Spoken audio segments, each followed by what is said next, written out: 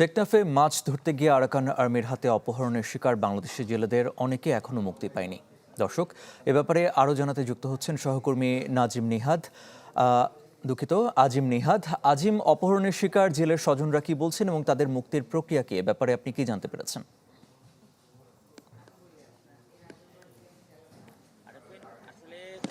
Arakan army যে দিনের পর দিন নাপদি থেকে বাংলাদেশি জেলেদের ধরে নিয়ে যাচ্ছে, এই বিষয়টি এখন ধীরে ধীরে টেকনাফের মানুষের কাছে স্বাভাবিক হয়ে যাচ্ছে এবং সরকারের যে বিশেষ একটি নজর দেওয়ার দরকার ছিল সেটিও হচ্ছে না, অর্থাৎ একটা গুরুত্বহীন ঘটনা হয়ে যাচ্ছে। এর ফলে আরাকান আর্মি এই সুযোগটি নিয়ে প্রতিনিয়ত টেকনাফের নাপ নদীতে মাছ ধরতে নামলেই নিয়ে যাচ্ছে এবং বিশেষ করে যেই জায়গাগুলোতে নিয়ে যায় নাকন্দিয়া সহ যে বিশেষ কিছু জায়গা রয়েছে যেখানে মাছ ধরার সময় ঢেউয়ে তোরা অনেক সময় তারা বর্ডার ক্রস করে ফেলে, এই সময় এই সুযোগটা নিয়ে তারা ধরে নিয়ে যায়। তবে কিছু কিছু সময় আমরা যেটি জেলেদের কাছ থেকে ফিরে আসা জেলেদের কাছ থেকে যেটি শুনতে পাই যে অনেক সময় বাংলাদেশের অভ্যন্তরে ঢুকেও তারা ধাওয়া করে ধরে নিয়ে গেছে, এরকম ঘটনাও ইতিমধ্যে ঘটেছে।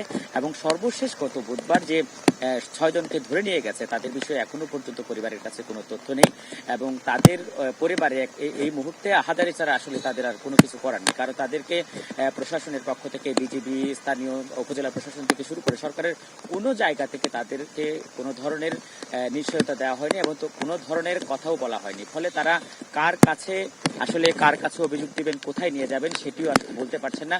এর আগে আপনি জানেন যে এটি আসলে গত 1-1.5 বছরেরও বেশি সময় ধরে চলে আসা একটি ঘটনা এবং এখন পর্যন্ত আমাদের হাতে যেটি হিসাব রয়েছে প্রায় 150 জনেরও বেশি জেলে কিন্তু এই মুহূর্তে আরাকান আর্মির হাতে আটক রয়েছে, যারা টেকনাফের শাহাপুর দ্বীপ সহ টেকনাফের বিভিন্ন এলাকার, এবং তারা মাছ ধরার জন্য মূলত সেখানে গিয়েছিল। এবং আপনি জানেন যে টেকনাফের বড় একটি অংশের মানুষের কাছে কিন্তু নাপ নদীতে মাছ ধরেই তাদের জীবিকার একমাত্র জায়গা। সেখানে এখন যেহেতু নামলেই তারা ধরে নিয়ে যাচ্ছে, ফলে তাদের মধ্যে এক ধরনের জীবিকার সংকট যেমন তৈরি হয়েছে, তেমনি ভাবে যাদের স্বজনকে ওপারে ধরে নিয়ে গেছে তারা আসলে কোথায় আছে, আদৌ বেঁচে আছে কিনা এবং শেষ পর্যন্ত ফিরে আসতে পারবেন কিনা সেটি নিয়েও পরিবারের মধ্যে দিনের পর দিন উৎকণ্ঠা বিরাজ করছে এবং সরকারের তরফ থেকে আদৌ তাদের বিষয়ে কাজ করা হচ্ছে কিনা সেটিও কিন্তু বলা যাচ্ছে না। যদিও আমরা গত মাসখানেক আগে আমরা যেটি দেখতে পেয়েছিলাম যে বিজিবির তৎপরতায় মিয়ানমারের আরাকান আর্মির হাত থেকে 73 জনকে আসলে ফেরত আনা হয়েছিল। এরপর থেকে এখনো পর্যন্ত কোনো অগ্রগতি নেই।